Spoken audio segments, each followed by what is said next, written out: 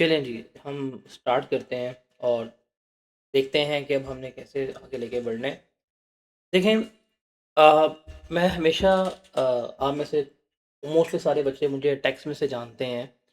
आप लोगों को मेरी एक अप्रोच का पता होगा, मैं हमेशा कहता हूँ कि आपने हर सब्जेक्ट का वो कुछ डिफाइंड एरिया देखना है बाय द सिलेबस ग्रिड या बाय द मार्किंग स्कीम जिसमें आपको पता हो कि मैं 50 मार्क्स किन एरियाज़ में से सिक्योर आसानी से कर सकता हूँ। आपने वो एरियाज़ जो है वो क्या करने हैं, वो तलाश करने हैं।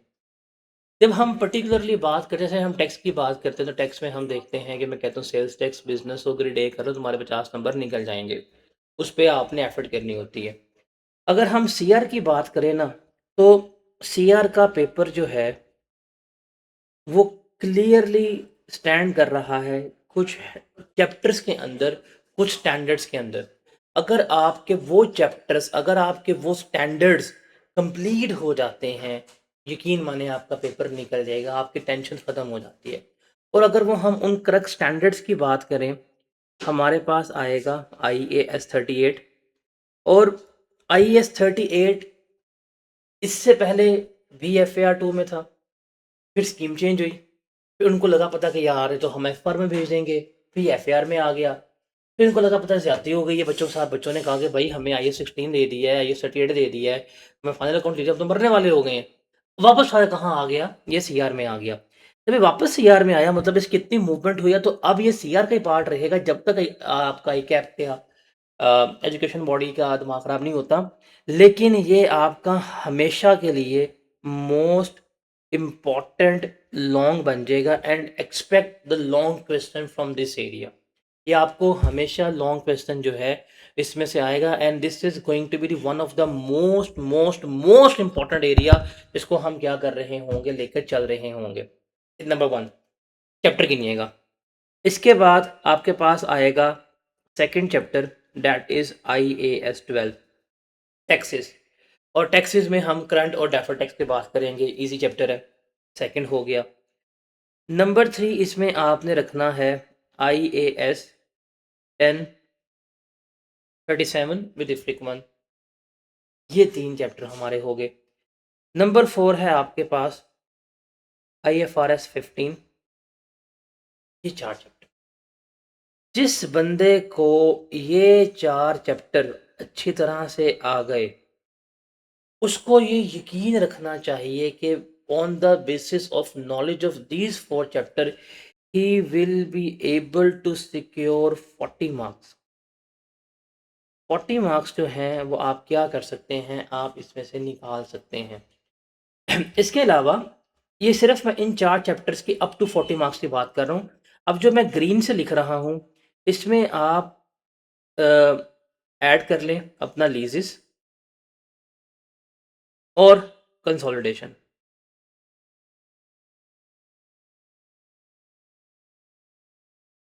अगर आप ये सारा कुछ कर लेते हैं, आपका पेपर पास हो जाएगा।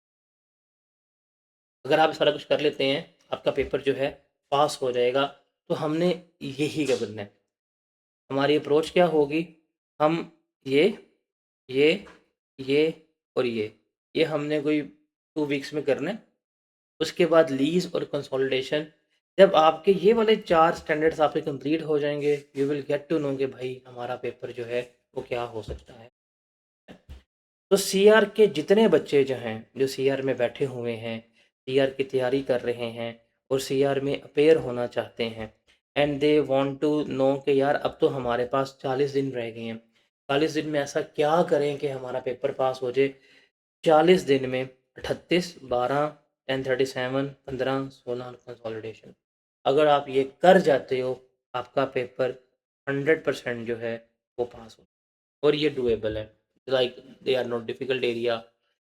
ऐसा वो एरिया नहीं है कि भाई आपको बहुत मुश्किल पेश आएगी ना, इजी और डुएबल एरिया है। कंसेप्ट स्ट्रॉन्ग करना है, पास्ट पेपर्स करने हैं।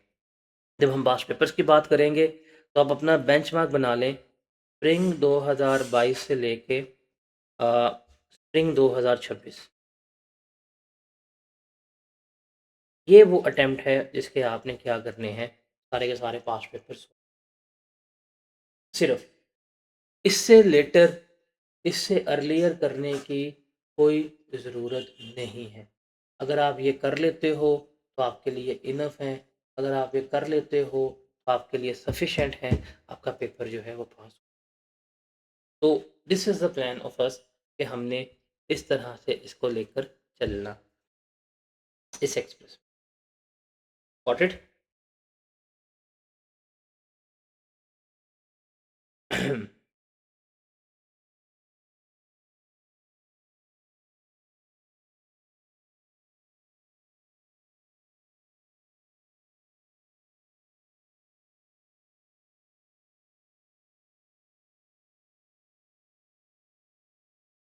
अब हम ज़रा स्टार्ट करते हैं अपना चैप्टर, जिसका नाम है IAS 38 इंटैंजिबल्स।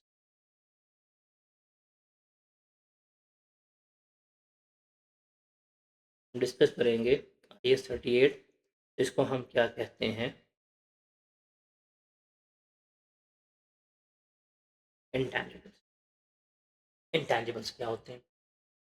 पढ़ना है, समझना है, सीखना है, क्यों एग्जिस्ट करता है, क्या है, कौन से एस्पेक्ट्स की टाइप है, वो हम क्या करेंगे, इसको लेके चलेंगे। कंसेप्चुअली जो है वो क्या करना है, आपने इसको स्ट्रॉन्ग करना है। आप अपने कंसेप्ट्स के ऊपर पक्के हो जाएँ, तो आपके इंटैंजिबल्स निकल जाएँगे, और इंटैंजिबल्स की एडजस्टमेंट्स आपको जाके मिलती हैं कंसोलिडेशन में भी। तो इसलिए ये आपके लिए बड़ा इम्पोर्टेंट है। आपको इसकी एडजस्टमेंट जाके टैक्स में मिलेगी, जहाँ पे हम डेफर्ड टैक्स की कैलकुलेशन कर रहे होंगे, वहाँ पे भी बड़ा इम्पोर्टेंट होगा। तो इसकी एप्लीकेबिलिटी हमारी बहुत ज़्यादा है। तो इसको ज़रा हम देखते हैं, क्या है, कैसे है और किस तरह से हम इसको लेके चल रहे होंगे। इसको हम यहाँ पे क्या करते हैं, अंडरस्टैंड जो है वो करते हैं। पहले हम अपनी बेस बनाएँगे, हम पहले कंसेप्ट समझेंगे कि हम बात कर क्या रहे हैं। लाइक समझेंगे, उसके बाद I will take you to the notes, हम बुक के ऊपर जाएँगे, स्टैंडर्ड को पढ़ेंगे, देखेंगे किस पैरा में क्या एक्सप्लेनेशन दी गई है, उसके एग्ज़ाम्पल्स करेंगे, उसके पास पेपर्स करेंगे, एंड दैट इज़ ओके। हमने सीखना है, आपने सीखना है, क्रैमिंग की तरफ नहीं जाना। एक चीज़ आपने करनी है, जब हम इस चैप्टर को वाइंड अप कर लें, जब हम इस चैप्टर को कंप्लीट कर लें, after the completion of this chapter आपने एक काम लाज़मी करना है कि आपने स्टडी टेक्स्ट से इस चैप्टर को रीड करना है। कुछ चैप्टर्स हैं जिनकी रीडिंग बड़ी इंपॉर्टेंट है आपके लिए, जिसमें से IAS 38 वन ऑफ इम्पॉर्टेंट है। तो रीडिंग आफ्टर द चैप्टर आपने लाज़मी करनी है, दैट इज़ वाजिब on you if you want to clear it. ये चीज़ आपने याद, रीडिंग छोड़नी नहीं है। रीडिंग जो है वो आपने छोड़नी नहीं है, ये चीज़ आपने याद रखनी है। Got it? रीडिंग लाज़मी करनी है आपने after completion of this chapter. After the completion of this chapter reading is लाज़मी ऑन यू। हम एग्ज़ाम्पल लेते हैं और हम इसको समझते हैं, हम अपनी एक बेस बिल्ड करते हैं। सवाल मेरा ये है, मेरा आप सबसे सवाल है, आप ज़रा फ़ोकस कीजिएगा। अ, इमेजिन करें, just imagine you own a company.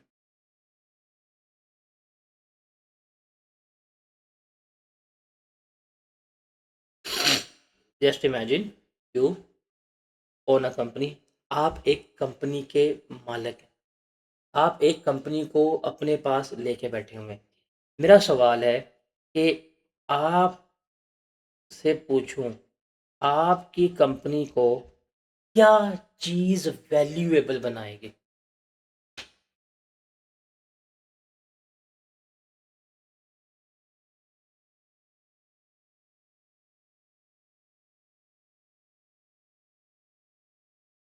अब जब मैं आपसे सवाल पूछूंगा ना कि which thing makes your company valuable, अब आपके जवाब आना शुरू हो जाएंगे, या आपके माइंड में आएगा, यार कंपनी वैल्यूएबल होगी जब उस कंपनी की बड़ी सी बिल्डिंग होगी।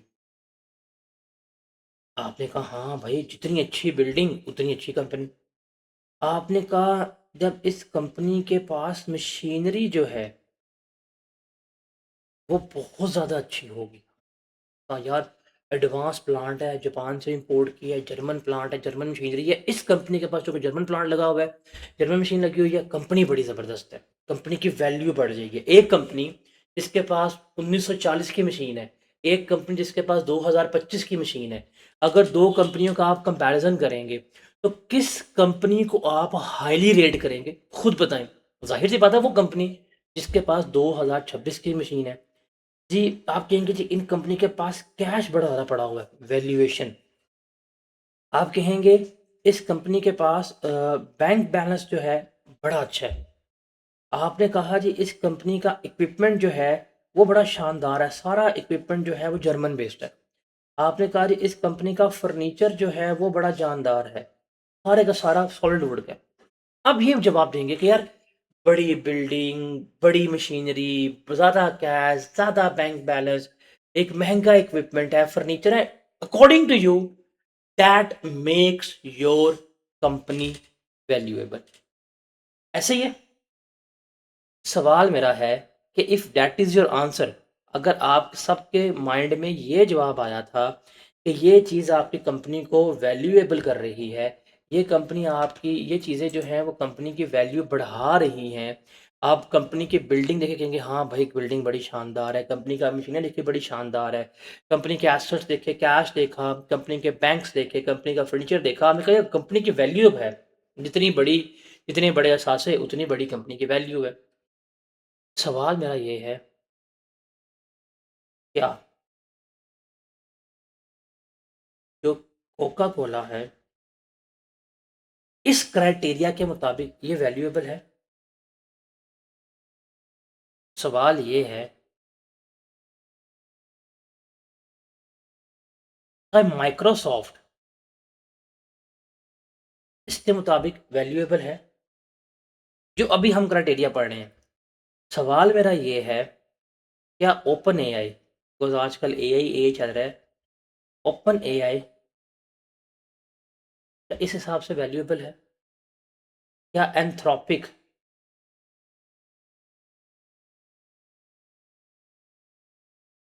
इस हिसाब से वैल्यूएबल है? क्या एनवीडिया इस क्राइटेरिया के हिसाब से जो हमने अपने स्क्रीन के बाएं दाने में लिखा हुआ है, क्या वैल्यूएबल है? अगर मैं आपसे पूछूंगा आपका जवाब होगा नहीं। क्यों? क्योंकि मैं पूछूं कि भाई कोका कोला के पास क्या है? क्या कोका कोला की जो आप कहते हैं भाई दुनिया की सबसे बेहतरीन कंपनी है, क्या कोका कोला किसी गोल्ड माइन को ओन कर रही है? क्या कोका कोला के पास कोई सोने की खाने हैं? आप कहेंगे नहीं, के पास तो ऐसी कोई भी नहीं है। क्या कोक के पास थाउजेंड्स ऑफ बिल्डिंग है? आप कहेंगे नहीं, उसके पास गोल्ड माइन नहीं है, उसके पास हजार बिल्डिंग नहीं है, then why they are worth in billion? इसकी वैल्यू बिलियंस में क्यों है? माइक्रोसॉफ्ट के पास क्या दुनिया का तेल है?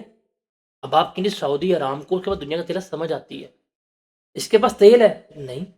इसके पास क्या दुनिया की सारी बिल्डिंगें हैं, जायदादें हैं, फर्नीचर है, मशीन है? नहीं। Why it values in billion? Same for open AI, same for Anthropic, same for Nvidia. क्यों? व्हाई? आपका जवाब मिलेगा सर, इसकी वैल्यू है इसकी कोक की रेसिपी में। इसमें इसकी कोक की रेसिपी में इसकी वैल्यू है कहाँ? इसके लोगों में। इसकी वैल्यू है इसमें छुपी हुई, इसके फॉर्मूला में। इसकी वैल्यू किस में है छुपी हुई? कस्टमर के ट्रस्ट में। इसकी वैल्यू किस में छुपी हुई है?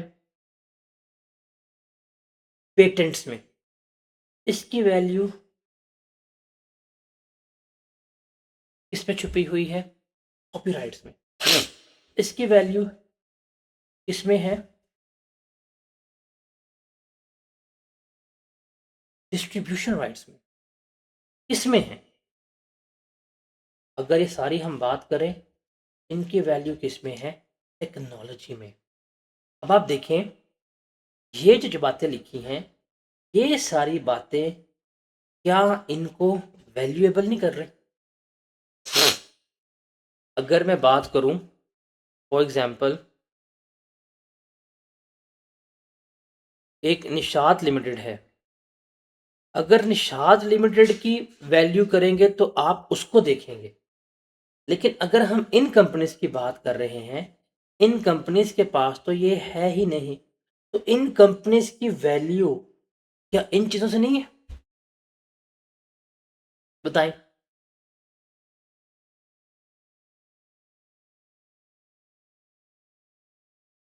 इनसे है। इन कंपनीज की वैल्यू इन चीजों से है।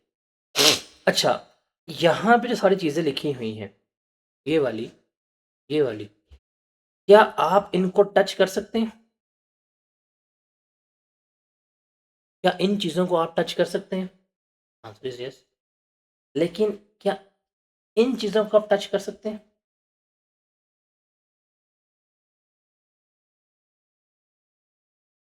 Answer is no. क्या ये चीजें पैसा कमा के दे रही हैं? Is yes. क्या ये चीजें पैसा कमा के दे रही हैं? Is yes. तो इसका मतलब क्या हुआ? इसका मतलब क्या हुआ कि अभी तक हम उन एसेट्स को पढ़ के आए हैं, हम सारा कुछ वो डिस्कस करके आए हैं जो हमारे पास फिजिकली एग्जिस्ट करता था, जो हमें पैसा कमा के दे रहा था। लेकिन अब हमने यहाँ पे देखा कि यार ये भी वो चीज़ें हैं जो फिजिकली एग्जिस्ट नहीं कर रही। ये भी वो चीज़ें हैं जो फिजिकली बिल्कुल भी एग्जिस्ट नहीं कर रही। हम इनको टच नहीं कर रहे, लेकिन इनकी वैल्यू है। ये हमें कमा के दे रही है, ये हमें अर्न करके दे रही है। इनको हमने क्या करना है? लेके चलना है। जब इन चीज़ों की बात आएगी तो यहाँ पे हम क्या करेंगे? फिर हमारे पास एक स्टैंडर्ड का जन्म लिया जाएगा। उसका नाम क्या होगा? उसका नाम क्या होगा? IAS 38 होगा। उसका नाम क्या होगा? IAS 38 होगा। बिकॉज माजी में बात करें तो माजी के कारोबार कुछ और थे, आज के कारोबार कुछ और हैं। 2000, आप सबकी एवरेज एज जो है वो इस वक्त 20 से 25 के दरमियान होगी। क्या 2008 में इंस्टाग्राम एग्जिस्ट करता था? क्या 2005 में आईफोन एग्जिस्ट करता था? क्या 2010 में व्हाट्सएप एग्जिस्ट करता था? 2012 में, 2013 में क्या आपने ज़िंदगी में कभी इमेजिन किया था कि आप पढ़ रहे हैं और आप सीए कर रहे हैं या आप एसीसीए कर रहे हैं और आप घर में बैठ के पढ़ रहे हैं on a software, on a platform, not in any physical institute, physical classes? क्या ये आपने कभी सोचा था? इसका मतलब जब हम माजी की बातें करते हैं तो माजी में तो बिजनेस बड़ा आसान था भाई। लैंड ले लो, डंगर बांध लो, फैक्ट्री ले लो, मशीनें लगा लो, अकाउंटिंग ईज़ी होती थी। अकाउंटिंग जो है वो बड़ी आसान होती थी। लेकिन अब with the evolution, with the changes, दुनिया इतना रैपिडली चेंज हो रही है कि अब हमारे एसेट्स वो बड़ी-बड़ी इमारतें नहीं हैं। अब हमारे एसेट्स वो करोड़ भैंसे नहीं हैं। अब हमारे एसेट्स जो हैं वो सिर्फ़ वो मशीनें नहीं हैं। अब इस रैपिड चेंज के बाद, मेटा के बाद, NVIDIA के बाद, एप्पल के बाद, गूगल के बाद, माइक्रोसॉफ्ट के बाद, अब हमारे एसेट्स क्या हैं? सॉफ्टवेयर्स। अब हमारे एसेट्स क्या बन गए हैं? हमारे एसेट्स बन गए हैं softwares. Because we have invested billions of rupees in them and they are generating revenue for us. Just like that, कि आपने एक मशीन में पैसा लगाया हुआ है और मशीन में अगर आपको पैसे कमा के दे रही है, सेम उसी तरह से, क्या सेम उसी तरह से ये सॉफ्टवेयर भी क्या कर रहे हैं? आपको पैसे कमा के दे रहे हैं। नाउ आपके लिए क्या है? एल्गोरिथम्स पैसा कमा के दे रहे हैं। आपके लिए क्या है? AI models. अभी आप रोज सुनते हैं एआई आ जाएगा कारोबार खा जाएगा, एआई आ जाएगा कारोबार खा जाएगा। भाई जब कंपनीज ने बिजनेसेस ने बैठना है, जब बिजनेसेस ने एआई को इम्प्लीमेंट करना है, तो अभी तो एआई की अकाउंटिंग ही हमने डेवलप नहीं की। अगर मैं यहाँ पे लेके आता हूँ, मैं क्लाउड का इम्प्लीमेंट करता हूँ, क्लाउड मेरा काम करे, उसको मैंने अकाउंट फॉर कैसे करना है, इस पे भी नहीं है। लेकिन मुझे क्लाउड पैसे कमा के दे रहा है, मुझे चैट जीपीटी पैसे जो है वो कमा के दे रहा होगा, तो ये भी है। उसके अलावा आप बात करेंगे पेटेंट्स पैसे कमा के देंगे, डाटा, सर डाटा इस वक्त इसको कहते हैं न्यू ऑयल। इस वक्त दुनिया में सारी जंग जो है वो किसके ऊपर चल रही है पता है आपको? डाटा के ऊपर। आपके ख्याल से ये चैट जीपीटी हो गया, क्लॉड हो गया, जेमिनाई हो गया, इस तरह के सारे जो एआई टूल्स हैं जो फ्री में आपको सर्विसेज दे रहे हैं, ये बदले में क्या ले रहे हैं? बदले में they are gathering a data of you. कभी आपने ये चीज इमेजिन की है, सोची है, ऑब्जर्व की है कि आप घर बैठे हुए हैं और आप घर बैठे बैठे आप माइंड में एक चीज सोच रहे होते हैं, डिस्कस भी नहीं करते, आप मोबाइल ओपन करते हैं, आपको उसकी कस्टमाइज एड्स आना शुरू हो जाती हैं। कभी सोचा है आपने, कभी गौर किया इस चीज पे? या कभी आपने गौर किया कि इस वक्त आप बैठे हुए, मेरा ये मोबाइल पड़ा हुआ है, अगर मैं फॉर एग्जांपल मैं यहाँ बात करूं कि यार मैं सोच रहा हूँ कि मैं कोई वेबसाइट जो है उसके लिए डोमेन परचेज करनी है, मैंने सिर्फ इस वक्त इस लेक्चर डिलीवर करते हुए डोमेन परचेज करने की बात की है। अब मैंने डोमेन परचेज करने की बात की है, जैसे ही मैं अपने सोशल मीडिया पे जाऊंगा, मुझे कस्टमाइज एड्स आ जाएंगी, डोमेन्स की, कोड आईडी की आ जाएगी, होस्टिंगर की आ रही होंगी। क्या आपके साथ ऐसा होता है कि नहीं होता? मेरे साथ तो हमेशा ऐसा होता है।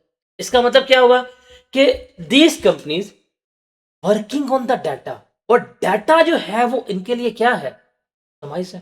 अब हाउ समवन कैन नो कि भाई मैं इस वक्त उसके बारे में सोच रहा हूँ, हाउ समवन कैन नो कि इस वक्त मैं वेबसाइट के बारे में सोच रहा हूँ, हाउ समवन कैन नो कि मैं इस वक्त किसी ब्यूटी प्रोडक्ट्स के बारे में सोच रहा हूँ, हाउ समवन कैन नो कि मैंने इस वक्त यार कोई लैंड देखना है?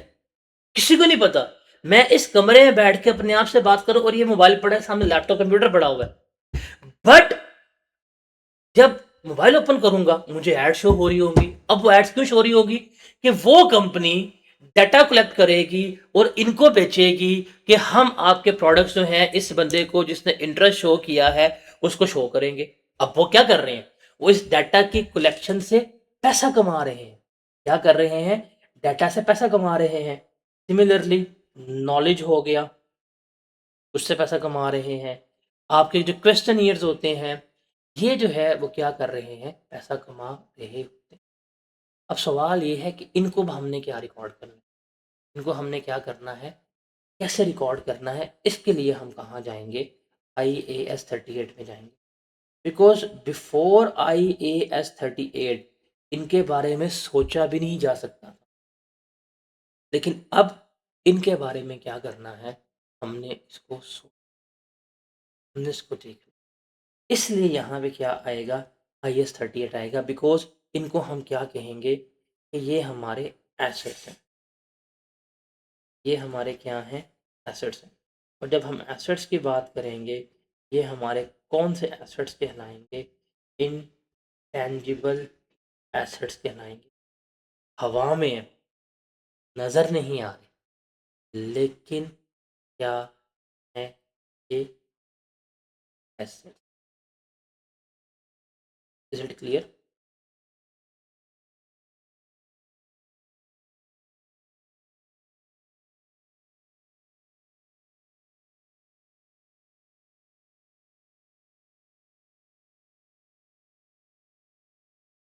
ये खर्चा जो है ना इसको हम कहते हैं इस सारे का सारा हवा में।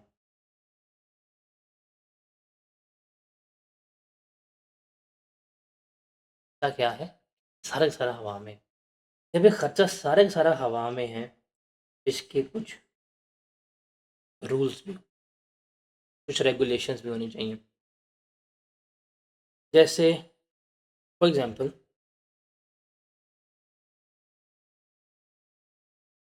एप्पल की बात करते हैं। एप्पल ने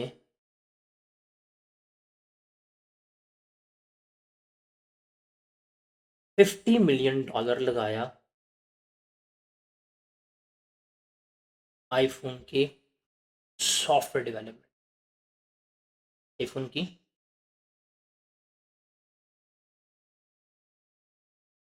सॉफ्टवेयर डेवलपमेंट, ये एप्पल ने खर्चा किया। क्या आपको सॉफ्टवेयर नज़र आएगा? क्या आप सॉफ्टवेयर को देख सकेंगे? नहीं। तो इसका मतलब एप्पल के पास एक बिल्डिंग है, बिल्डिंग को आप देख सकते हैं और बिल्डिंग को आपने कीमत अपनी बुक्स में रिकॉर्ड कर ली $10 मिलियन की। सॉफ्टवेयर को तो देख नहीं सकते। तो क्या इसको रिकॉर्ड करेंगे? जी, हम इसको रिकॉर्ड करेंगे। लेकिन क्या इसकी कॉस्ट क्या आएगी? क्या इसकी कॉस्ट हम 0 रिकॉर्ड करेंगे? Answer is no. हम इसकी कॉस्ट कभी भी 0 रिकॉर्ड नहीं करेंगे, ठीक है? कितना-कितना खर्चा हुआ? 50 का, ठीक है, 50 का रिकॉर्ड कर लिया। बिल्डिंग है, बिल्डिंग नज़र आ रही है। सॉफ्टवेयर बनाया, $50 मिलियन लगाया, $50 मिलियन का आपने अपना एक सॉफ्टवेयर की फॉर्म में एसेट बिल्ड कर लिया। कल को सॉफ्टवेयर फेल हो गया, अब क्या करेंगे? आज एसेट बनाया, कल को सॉफ्टवेयर फेल हो गया, क्या करेंगे? अकाउंटिंग हमें क्या कहते हैं? यहाँ पे अकाउंटिंग फिर हमें बताएगी आईएस 38 के ऊपर कि भाई क्या है, कैसे है, हमने एसेट्स को रिकॉर्ड कैसे करना है, किस तरह से लेके चलना है, क्या अकाउंटिंग ट्रीटमेंट होगा, हमने इन्वेस्टर्स को प्रोटेक्ट कैसे करना है, हमने पैसों को कैसे बचाने हैं। बिकॉज़ अगर हम इसको शुतर बेमहार छोड़ दें, हम फ्री में छोड़ दें, आप आज एक सॉफ्टवेयर डेवलप करें, कल को सॉफ्टवेयर फेल हो जाएगा, जी खर्चा हो गया, आप इसको एक्सपेंस आउट कर देंगे, तो ऐसा नहीं होगा। हमने इन तमाम चीज़ों के लिए क्या किया है, इन तमाम चीज़ों के लिए हमने फिर स्टैंडर्ड डेवलप किया जिसमें वो हमें सारा कुछ जो है वो बता रहा होगा कि हम किस तरह से लेके चलेंगे और क्या कुछ लेके चल रहे हैं। मेरा सवाल है कि आपने रिसेंट कोई बिगेस्ट टेक फेल्स देखे हैं? टेक इंडस्ट्री के, आईटी इंडस्ट्री के पिछले 5 सालों में या 10 सालों में बिगेस्ट फ्लॉप प्रोजेक्ट्स का नाम सुने?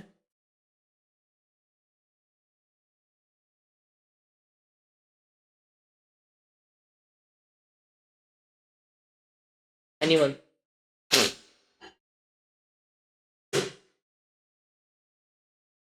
एनीवन? सोचे, सोचे, सोचे।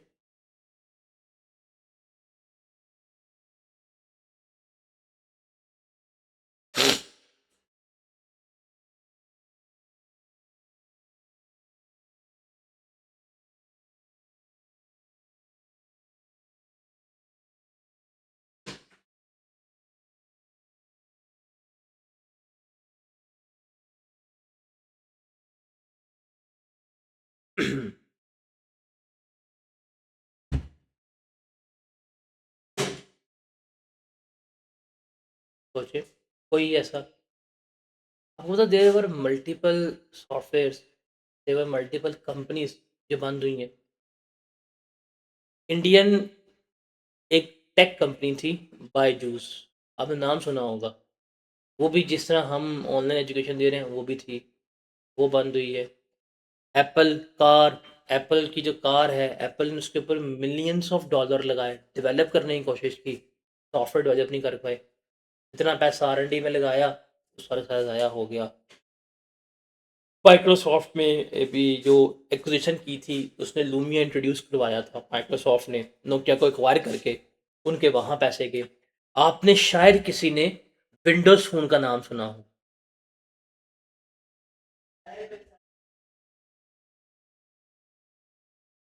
लूमिया। सर वो जो विंडोज़ फ़ोन था वो बेसिकली जो उसका सॉफ्टवेयर डेवलप हुआ था वो माइक्रोसॉफ्ट की one of the biggest investment थी, मेरे ख्याल से $8 बिलियन थी, समथिंग लाइक दैट थी। सर्च ज़रा कीजिएगा। आज कहीं पे आपको नज़र आ रहा है? दैट इज़ द एग्जांपल कि उस वक़्त उन्होंने विंडोज़ ओएस, उन्होंने क्या किया था, उन्होंने मोबाइल फ़ोन के लिए विंडो ओएस डेवलप किया, एसेट्स बनाया, बिलियंस ऑफ रुपीज़ कमाएँगे, 3 साल में वो गया। आज विंडो फ़ोन एग्ज़िस्ट नहीं करता। याहू कहीं पे एग्ज़िस्ट करता है? एमएसएन कहीं पे एग्जिस्ट करता है? पर ये रीसेंट एग्जांपल्स हैं। ये वो एसेट्स थे जिनमें बिलियंस ऑफ लगा था। हमने रिकॉर्ड किया, अब वो नहीं रहे। तो ये सारा कुछ जो है वो हम क्या करेंगे, हम यहाँ पे डिस्कस करेंगे, समझेंगे क्या है और क्या नहीं है। This is the IAS 38। IAS 38 को ना अगर आप इंजॉय करेंगे तो बड़ा मज़ा आएगा, लेकिन अगर आप इसको बर्डनाइज करेंगे तो बड़ा आप खपेंगे भी। देखें, आपने अपनी सीए की स्टडी को या तो आपने अपने लिए अट्रैक्टिव बनाना है। अब वो अट्रैक्टिव कैसे बनेगी? वो अट्रैक्टिव बनेगी कि आप उसको समझें, एंजॉय करें, या आप फिर वही किताबों को रट्टे मारें और आप अपने लिए बर्डनाइज करें। चीज़ों को प्रैक्टिकल जो है वो क्या करना है, आपने लेकर चलना है। तो आपको सारी मैंने बैकग्राउंड, सारी मैंने कहानी जो है वो समझाई कि भाई हम क्यों आए हैं, हम यहाँ पर क्यों आए हैं, हम IAS 38 की क्यों चीज़ जो है, IAS 38 की क्यों नीड हमें जो है वो क्या हुई है, पेश आई है। That is the most important thing, because world is evolving and they are timely involving. 2020 में किसी ने सोचा भी नहीं होगा कि चैट जीपीटी आएगी, हम वहाँ पे ये चीज़ कहेंगे, हम एक्सप्लेन कर देगी। 2022 में किसी ने सोचा भी नहीं होगा कि नैनो बनाना आएगी और ये सारा कुछ कर देगी। आपको पता है अब ये बड़े-बड़े जो बिलियंस ऑफ रुपीस की सॉफ्टवेयर इंडस्ट्री थी वो ठुक गई है। As of today Adobe Photoshop का यूज़र कम होता जा रहा है। कैनवा, उस कैनवा जैसा टूल ने एआई इंटीग्रेट कर दी है। अब ये सारा कुछ रैपिडली चेंजिंग हो रहा है। अभी क्लॉड का मीथियोस आ जाएगा, पब्लिकली अवेलेबल हो जाएगा। वो इतना तबाही सिस्टम होगा कि वो आपकी फाइनेंशियल मॉडलिंग तक यूँ कर देगा, इमेज जनरेशन यूँ कर देगा। वो इतने ज़बरदस्त मॉडल्स हैं। तो ये सारा कुछ रैपिडली डेवलप हो रहा है। इस रैपिडली डेवलपमेंट को हमने क्या करना है, अकाउंट फॉर करना है।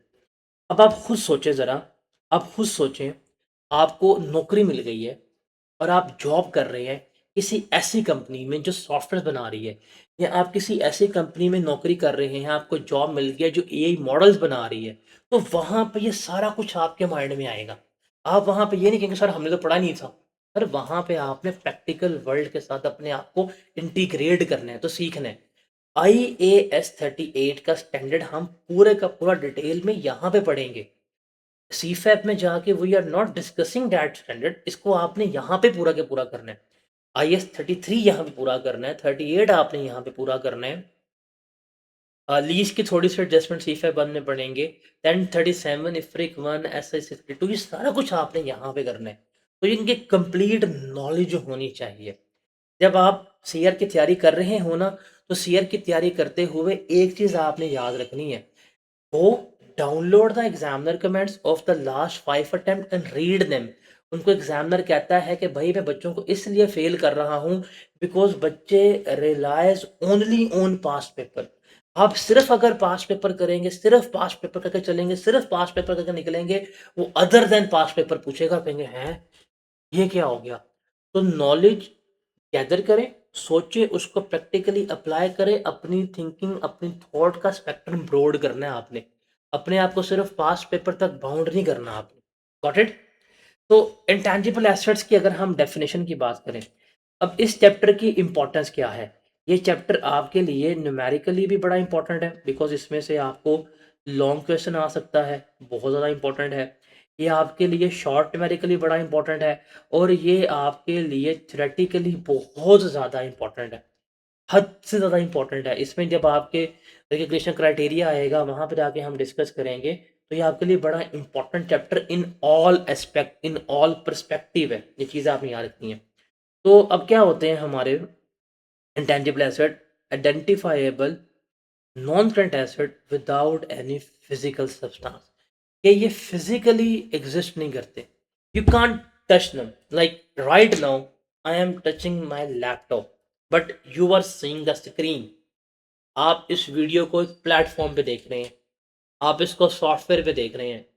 You can't you can't touch that software, I can't touch that software. तो ये एक एसेट है। अब कौन कौन से होंगे हमारे पास? इसमें हमारे पास आ जाएगा software, manufacturing licence, import licence, export licence, export quota, route हो गए, broadcasting licence, formula, recipes, customer list आ गई। उसके अलावा अभी ये जो हमने वेबसाइट्स की बात की हैं, वो इसमें आ जाएँगी। उसके अलावा एआई मॉडल्स, बिकॉज़ अब थोड़ा-सा मैं आपको प्रैक्टिकल लेके जाऊँगा और मैं आपको बार-बार एआई के एग्ज़ाम्पल दूँगा कि इसके ऊपर भी हम इस तरह चीज़ों को लेके चल रहे होंगे। इनको हम क्या कहते हैं? इंटैंजिबल एसेट्स कहते हैं। अब इंटैंजिबल एसेट्स हैं क्या एसेट्स? हम इनको एसेट्स क्यों कहते हैं? बिकॉज़ ये वो रिसोर्स हैं जिसको हम कंट्रोल कर रहे हैं as a result of past event, कि माज़ी में हमने इन्हें खरीदा था, माज़ी में हमने इनको एक्वायर किया, जिसकी वजह से हमारे पास इनका कंट्रोल आ गया, हम इनको इस्तेमाल कर रहे हैं और मुस्तक़बिल के हम बेनिफिट्स इनसे हासिल कर रहे हैं। हम इनके मुस्तक़बिल के बेनिफिट्स हासिल कर रहे हैं, इसको हम क्या कहेंगे? एसेट्स कह रहे हैं। अब आएगा जी इनका रिकॉग्निशन क्राइटेरिया, कि हमने कब इनको रिकॉर्ड करना है, कब इनको हम एसेट्स मानेंगे, या कौन-सा इनका रिकॉग्निशन क्राइटेरिया होगा, उसको हमने यहाँ पे देखना है। आईएएस 16 का आपको रिकॉग्निशन क्राइटेरिया याद है? कि cost of an asset reliably measurable हो, और जब प्रोबेबल हो कि आपको उस एंटिटी के इकोनॉमिक बेनिफिट्स इनफ्लो होंगे, आप उसको एसेट मान लेते हैं।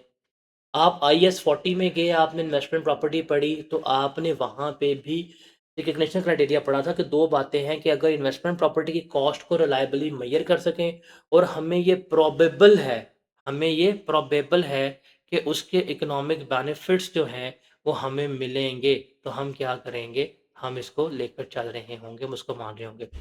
वो जो हमने वहाँ पे देखा था, वो जो हमने वहाँ पे देखा था, वही सारे का सारा हमारा क्या है? रिकग्निशन क्राइटेरिया इधर, ये कि प्रोबेबल हैं कि उसके जितने भी इकोनॉमिक बेनिफिट्स हैं, वो हमें इनफ्लो होंगे, और हम एसेट्स की कॉस्ट को रिलायबली मेज़र कर सकते हैं, तो हम उसे क्या करेंगे? रिकॉर्ड करेंगे।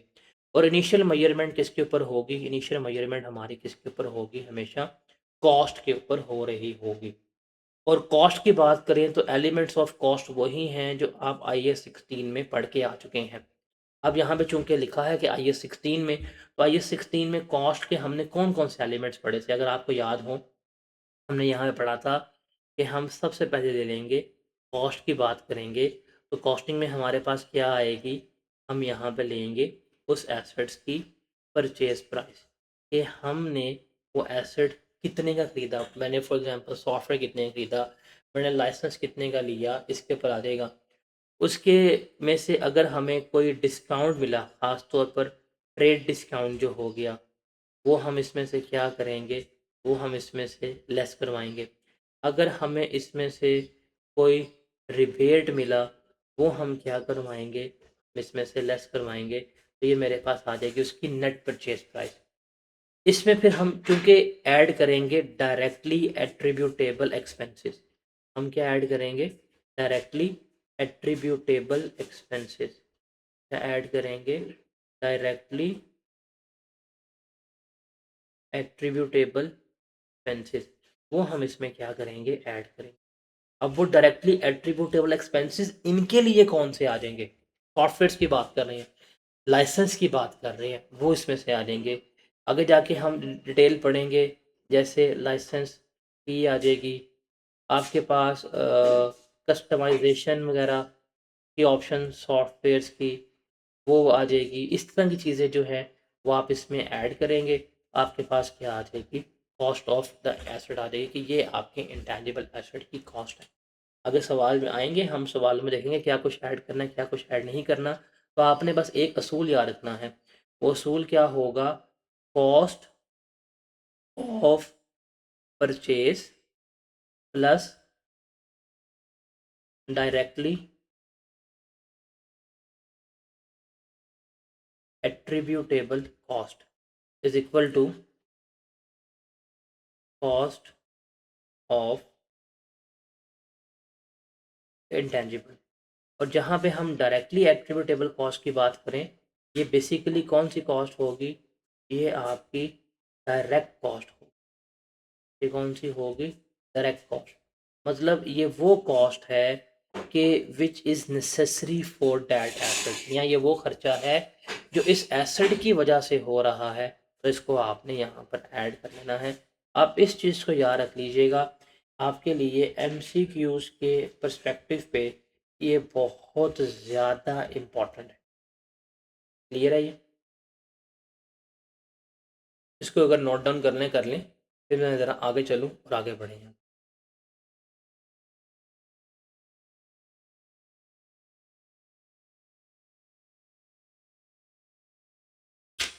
जल्दी नोट करें, शाबाश।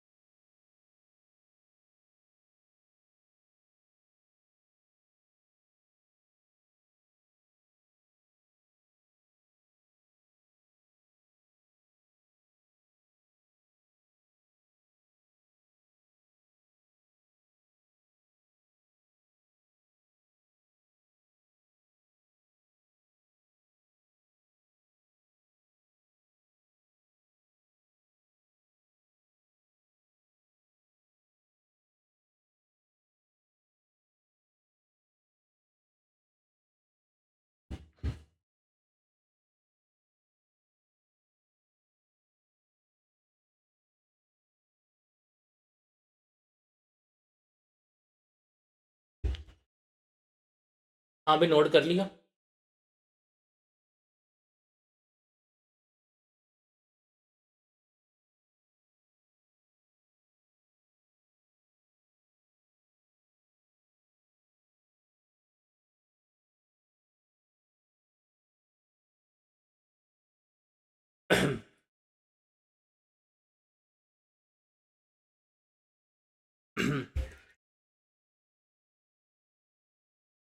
अब इसमें सवाल ये है, क्या हर तरह के एसेट्स इंटैंजिबल्स हम कैपिटलाइज़ करेंगे?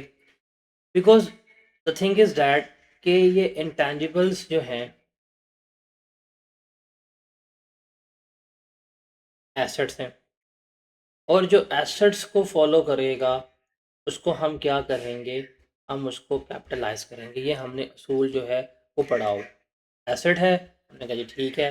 क्या करेंगे? कैपिटलाइज़ करेंगे। हमने कहा ठीक है। हम क्या कर लेंगे? कैपिटलाइज़ कर लेंगे। ओके, समझ लग गई, हम कैपिटलाइज़ जो है वो कर लेंगे। लेकिन क्या हर इंटैंजिबल कैपिटलाइज़ होगा?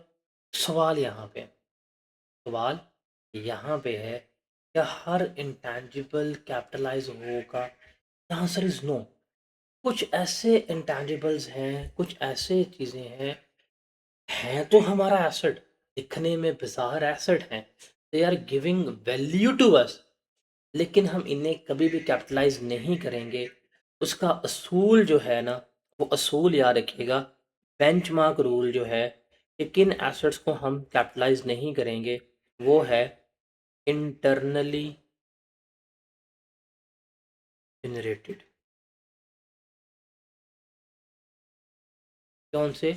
इंटरनली जनरेटेड, जो हमारे खुद के पैदा किए हुए, जो हमारे खुद के पैदा किए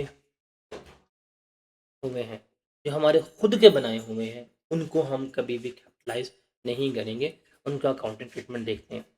अब सबसे पहले है जैसे इंटरनली जनरेटेड गुडविल, ये जो हमने खुद अपनी गुडविल जो हमारी बनाई हुई है कि हमारे ख़्याल से है, इसको हम कभी भी इंटैंजिबल एसेट के तौर के ऊपर नहीं कैपिटलाइज़ करेंगे। उसकी रीज़न क्या है? बिकॉज़ ये सेपरेबल रिसोर्स नहीं है, ये एक अलग रिसोर्स नहीं है। सेपरेबल क्या होगा? आगे जाके हम मेजरमेंट रूल पढ़ेंगे, उसमें हम एक क्राइटेरिया पढ़ेंगे पायरेट का, उसमें हम देखेंगे क्या होता है और क्या नहीं होता। लेकिन अभी यार देखना, बिकॉज़ ये सेपरेबल रिसोर्स नहीं है कि हमने इसको एक्वायर किया नहीं है, हमने इसको बनाया कितने रिसोर्सेज़ से, हम इसको वाज़िया वैल्यू नहीं कर सकते। इंटरनली जनरेटेड को हम कभी भी नहीं करते। हाँ, जो परचेज गुडविल होती है उसको हम क्या करते हैं, उसको हम क्या करते हैं, कैपिटलाइज करते हैं। तो क्या करते हैं, हम उसको कैपिटलाइज करते हैं। वे परचेज गुडविल हमारी कहाँ जाएगी, जब हम परचेज गुडविल की बात करेंगे तो परचेज्ड गुडविल हमारे सिलेबस में IFRS 3 आएगा, बिजनेस कॉम्बिनेशन का। बिजनेस कॉम्बिनेशन में हम बात करेंगे परचेज गुडविल की। अब परचेज गुडविल कहाँ पे आएगी, बेसिकली ये पेरेंट है और ये है हमारे पास सब्सिडरी। हमारे पास पेरेंट है और सब्सिडरी है। आपने क्या किया है, आपने इसको एक्वायर कर लिया, आपने इसको खरीदा, तो अब आप यहाँ पे उसकी गुडविल भी खरीद रहे होंगे एसेट्स। अब वो गुडविल कैसे आएगी, हम यहाँ पे लेंगे इन्वेस्टमेंट इन सब्सिडरी। हम क्या लेंगे, इन्वेस्टमेंट इन सब्सिडरी, कि हमने कितने की इन्वेस्टमेंट की। फॉर एग्जांपल हमने इन्वेस्टमेंट की 700 की, ये इतने की हमने इस कंपनी में इन्वेस्टमेंट करके खरीद ली। इसमें हम ऐड करेंगे एनसीआई, एनसीआई होगा नॉन कंट्रोलिंग इंटरेस्ट, वो है 200 का। तो ये कितना बना, टोटल 900। मतलब ये जो कंपनी है इसमें हमने पैसा इन्वेस्ट किया, जो हमने खरीदी, हम जाके इसको तो सॉल्यूशन बड़ी तफसील में पढ़ते हैं। अब इसको सिर्फ याद रखें वर्किंग के तौर के ऊपर कि हमने इस कंपनी में 700 लगाया और हमारे जो अलावा लोग थे उनका कितना कंपनी में 200, तो टोटल कंपनी की वैल्यू कितनी है 900। इसमें से हम लेस करवा देंगे इसी कंपनी के net assets, net assets of subsidiary. जब नेट एसेट्स की बात करते हैं, नेट एसेट्स हमारे क्या होते हैं, बेसिकली नेट एसेट्स होते हैं हमारे पास एसेट्स माइनस लायबिलिटी, मतलब इक्विटी। हम जो नेट एसेट उस दिन के होंगे वो हम क्या करेंगे, वो हम यहाँ से लेस करवा रहे हैं, हम क्या करवाएंगे, लेस करवाएंगे। फॉर एग्जांपल मुझे लगा पता कि यार ये जो नेट एसेट्स जो हैं, जिस दिन हम कंपनी खरीदने गए थे उस दिन कंपनी के नेट एसेट्स जो हैं वो थे 500 के। कितने के, 500 के। अब ये क्या चीज़ बता रही है, ये चीज़ कितने की थी, 500 की। चीज़ कितने की ली, 900 की। तो 900 वाली चीज़ हमने कितने की, 500 वाली चीज़ कितने की ली है, 900 की ली है। तो ये जो 400 एक्स्ट्रा पे किया है हमारा, ये हमारी क्या कहलाएगी, गुडविल कहलाएगी। ये हमारी क्या कहलाएगी, गुडविल। इसको हम कहते हैं परचेज्ड गुडविल। इसको हम क्या कहते हैं, परचेज गुडविल। ये जो परचेज गुडविल होती है इसको हम अपना नॉन करंट एसेट्स में शो करते हैं। और नॉन करंट एसेट्स किसके होंगे, ग्रुप के। जो हम कंसोलिडेटेड फाइनेंशियल स्टेटमेंट बना रहे होते हैं, हम वहां पे कहेंगे जी ये 400 रुपए की गुडविल है। अगर आपको वो 400 रुपए की गुडविल लिखी नजर आ रही है, इसका मतलब ये हमने खरीदी है। हमने कोई XYZ कोई ABC कंपनी में इन्वेस्टमेंट की थी, उसमें से जो हमने उसकी वैल्यू जो बाय की है वो है। और इसको फिर हम क्या कर रहे होते हैं, इसकी हम एनुअल इम्पेयरमेंट वगैरह कर रहे होते हैं। इस तरह से हम इसको, तो ये परचेज गुडविल जो है वो इस तरह से हम क्या करते हैं, उसका अकाउंट फॉल करते हैं, उसको हम रिकॉर्ड करते हैं। अब चूंकि ये परचेज गुडविल है तो उसको हम फिर अपना एसेट मानेंगे। तो देखें, अगर आपकी इंटरनली जनरेटेड गुडविल है, क्या है आपकी इंटरनली जनरेटेड गुडविल, ये सब्सिडरी, मतलब फॉर एग्जांपल कोई ABC कंपनी है, उस एबीसी कंपनी को पता है कि यार मेरी तो नाम ही बड़ा है, नाम ही काफ़ी है। लेकिन जो एबीसी कंपनी का नाम ही काफ़ी है वो उसको वैल्यू नहीं कर सकते कि 1 करोड़ का नाम है, 2 करोड़ का नाम है, 3 करोड़ का नाम है, 4 करोड़ का नाम है, 5 करोड़ का नाम है। दे कांट वैल्यू दैट नाम, बिकॉज़ वो उनका अपना इंटरनली जनरेटेड है। और इंटरनली जनरेटेड का मतलब है कि आप उसको सेपरेबल ही नहीं कर सकते, आप उसकी अलग से कॉस्ट भी मेजर नहीं कर सकते। If you can not measure the cost अलग से तो ठीक है, दैट्स इट, कहानी खत्म। लेकिन मैंने जब जाके उस कंपनी के एसेट्स खरीदे, मैं कहा भाई मुझे दे दें अपने एसेट्स, कितने, 70%, कितने के, 700 के। अब मैं उस कंपनी के 70% का मालिक बन गया हूँ 700 दे के। जो रिमेनिंग 300, जो रिमेनिंग 30% है उन्होंने कंपनी में 300 डाला है। तो इसका मतलब कंपनी की टोटल वैल्यू बनी 1000। अब मैंने कहा भाई तो कंपनी 1000 की है, इसके नेट एसेट्स आज कितने के हैं, तो एसेट्स में से लायबिलिटीज ऐसे की वो तो ही 500। इसका मतलब 500 वाली चीज कितने में ले ली हमने, 1000 पे। तो जो एक्स्ट्रा 500 दिया वो क्या है, गुडविल। ये परचेज्ड है, ये खरीदी हुई है। ये खरीदी हुई goodwill is my asset, if it is my asset तो इसको हम क्या करेंगे, रिकॉर्ड करेंगे as my non current asset, intangibles में जाएगा। और इसकी हम क्या करेंगे, एनुअल इम्पेयरमेंट कर रहे होंगे। तो ये चीज़ याद रखिएगा कि अगर गुडविल जो है उसको हम क्या करेंगे, हम उसको इस तरह से लेके चल रहे होंगे। तो इंटरनली जनरेटेड गुडविल कभी भी कैपिटलाइज़ नहीं होगी। परचेज़ गुडविल जो होगी, जो हमने खरीदी होगी, उसको हम क्या करेंगे, हमेशा अपना एसेट मानेंगे और उसको हर साल अपना इम्पेयरमेंट की टेस्टिंग में लेके जा रहे होंगे। अमोर्टाइज़ नहीं होगी और इस तरह से हम उसको कैलकुलेट कर रहे होंगे to find the relevant goodwill. Is it clear to everyone?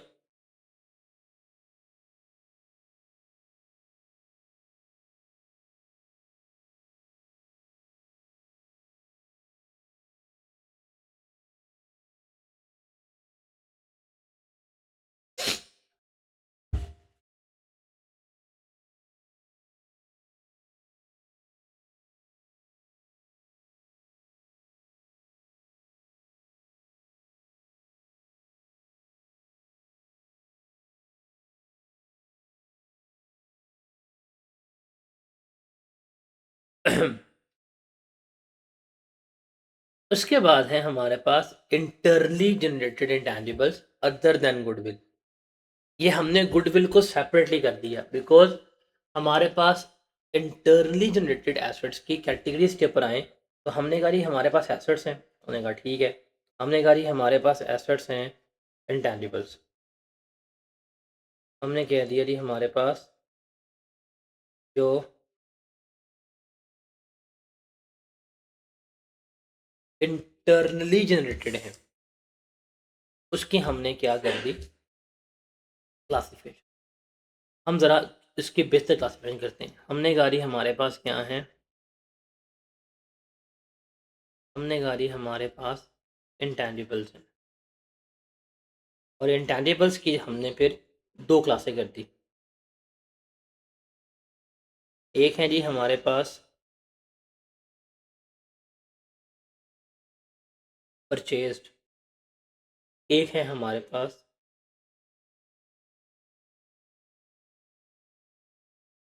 Internally generated, ये हमारे खुद के पैदा किए हुए।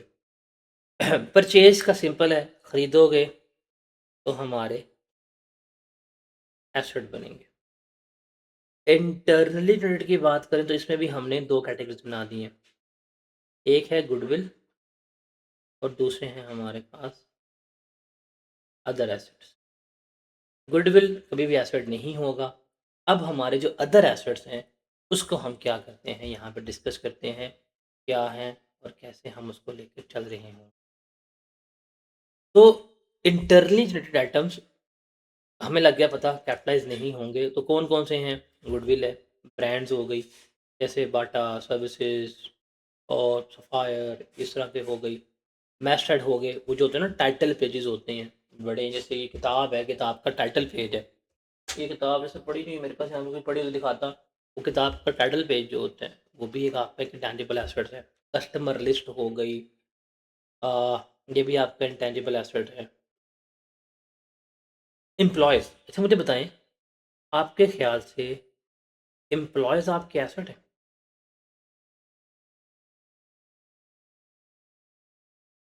एम्प्लॉय आपके एसेट्स हैं? आप एम्प्लॉय को ट्रेन कर रहे हैं। देखें, यहाँ पे ना ये वर्ड, हम जितनी बात कर रहे हैं, वो है कंट्रोल से रिलेटेड। ये सारा कुछ हम कंट्रोल कर सकते हैं। तो कंट्रोल है तो एसेट है। बेसिकली कंट्रोल है तो एसेट है। एम्प्लॉइज़ पे हमारा कंट्रोल ही नहीं है। जब एम्प्लॉइज़ पे हमारा कंट्रोल ही नहीं है, तो ये एसेट कभी भी नहीं होते। आप आज एक एम्प्लॉयी को बुलाएँ, उसको ट्रेन करें, ट्रेनिंग दें, सब कुछ प्रोवाइड करें, वो कल मर जाए, कंट्रोल नहीं है, एम्प्लॉइज़ में नहीं आ रहे होते। अच्छा, ये सारा कुछ ना, ये सारा कुछ रिमेंबर, ये सारा कुछ खुद बनाया, ये सारा कुछ अगर हमने खुद बनाया, तो रिमेंबर नॉट इंटेंजिबल, ये हमारे एसेट नहीं है। लेकिन अगर हमने ये परचेज़ की हैं, अगर हमने ये परचेज़ की हैं, फिर ये कैपिटलाइज़ होंगी, फिर ये हमारा क्या बनेंगी,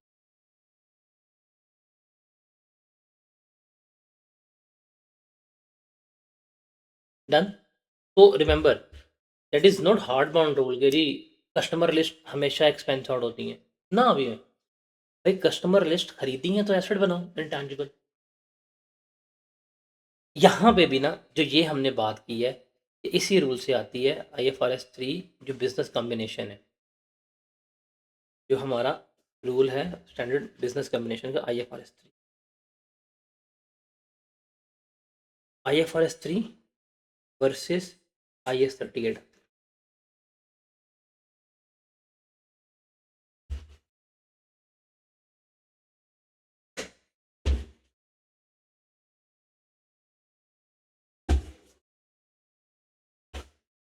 आईएस 38 आईएस 38 कहता है इंटरनल जनरेटेड चीज़ें जो है, जो आपकी इंटरनली जनरेटेड चीज़ें हैं, ये आपके एसेट नहीं है। लाइक कस्टमर लिस्ट हो गया, ब्रांड नेम हो गया, ये नहीं है। आईएफआरएस 3 कहता है जब आप बिज़नेस खरीद रहे हैं तो आपने इनको एक्वायर किया। जब आपने इनको एक्वायर किया है, आप इनको क्या बनाएँगे अपना एसेट बनाएँगे, जो उनकी फेयर वैल्यू होती है उसके ऊपर। और ये एसेट बनते भी किसके ऊपर हैं, उसका आपकी फेयर वैल्यू पे हम इनका एसेट बना के बैठे होते हैं। ये चीज़ आपने याद रखनी है बिकॉज़ मैं आपको साथ-साथ कंसोलिडेशन के पॉइंट बता रहा हूँ। ये वाला पॉइंट कंसोलिडेशन में बहुत ज़्यादा मिलता है, बहुत ज़्यादा मिलता है। आपको पेपर में सवाल होगा, एक सवाल होगा आपके पास इंटैंजिबल। इंटैंजिबल का सवाल कर रहे होंगे, वहाँ पे कस्टमर लिस्ट आएगा, जी अपनी जनरेटेड कस्टमर लिस्ट है, आप कहेंगे जी इसको एक्सपेंस आउट कर दो, ये नहीं होनी चाहिए, हम इसको एसिड नहीं मानते। आप जाएँगे लॉन्ग का सवाल कर रहे होंगे, लॉन्ग क्वेश्चन में उसने देखा होना है कि जी आपने जो बिज़नेस एक्वायर किया है, उसमें आपने कस्टमर लिस्ट भी एक्वायर की है, तो वहाँ पे उसको एक्वायर करके एसिड बनाना है। बिकॉज़ जो खरीदोगे, वो आपने कैपिटलाइज़ करना है, ये असूल याद रखना है। ये छोटी-सी बात है, लेकिन छोटी-सी बात 2 स्टैंडर्ड्स को आपस में लिंक करती है। ये कंसोलिडेशन और आईएस 38 का कॉमन पॉइंट है, इसको भूलना नहीं है। बिकॉज़ मेजॉरिटी मोस्टली स्टूडेंट गलती करते हैं, वो इसी पॉइंट में करते हैं कि एक स्टैंडर्ड के मुताबिक वो चीज़ नहीं है, बट दूसरे के मुताबिक वो चीज़ है। जब हम आईएस 38 का सवाल कर रहे हैं, तो हम इसको एसेट नहीं मानेंगे। लेकिन अगर हम कंसोलिडेशन कर रहे हैं, हम बिज़नेस कॉम्बिनेशन में डील कर रहे हैं, तो वहाँ पे हम इसको एसेट मानेंगे। तो ग्रुप के लिए एसेट है, अपने लिए ये एसेट नहीं है, ये बात क्रिस्टल क्लियर आपके फिंगर टिप्स पे होनी चाहिए। Is it clear?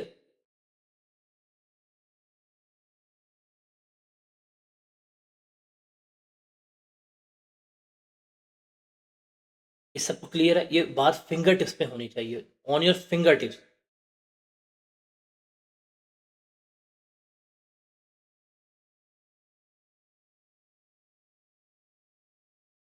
उसके बाद कुछ और डेफिनेशन छोटी-छोटी। अमोर्टाइज़ेशन क्या होती है? जैसे हमने पढ़ी थी ना डेप्रिसिएशन, हम एसेट्स की डेप्रिसिएशन पढ़ते आए हैं, सेम उस तरह हमारी क्या होती है अमोर्टाइज़ेशन। अमोर्टाइज़ेशन क्या है? Systematic allocation of depreciable amount of N intangible asset over it's useful life. Useful life में हमने क्या करना है, उसको एलोकेट करना है। डेप्रिशिएबल अमाउंट का कहा है इसने, तो डेप्रिशिएबल अमाउंट क्या होगी? जब हम डेप्रिशिएबल अमाउंट की बात करेंगे, तो वो क्या होगी? That will be cost minus residual value, इसको डेप्रिशिएबल अमाउंट कहेंगे। और इसको लाइफ के ऊपर आप क्या करेंगे? डिवाइड करेंगे, आपके पास क्या आ जाएगी? अमोर्टाइज़ेशन। तो फिज़िकल एसेट्स की डेप्रिसिएशन होती है, इंटैंजिबल एसेट्स की क्या होती है? अमोर्टाइज़ेशन होती है। उसके बाद यूज़फुल लाइफ क्या होगी? नंबर ऑफ यूनिट्स जो आप अपनी लाइफ पे प्रोड्यूस करेंगे या एंटिटी कितने साल इस्तेमाल करेगी, वो होती है। इम्पेयरमेंट लॉस क्या है? आप इम्पेयरमेंट लॉस पढ़ के आ चुके हुए हैं। आप कैरिंग वैल्यू को कंपेयर करेंगे किससे? आप कैरिंग वैल्यू को कंपेयर करेंगे रिकवरेबल अमाउंट से। आप किससे कंपेयर करेंगे? रिकवरेबल अमाउंट से। और रिकवरेबल अमाउंट में हम क्या लेंगे? 2 चीज़ें।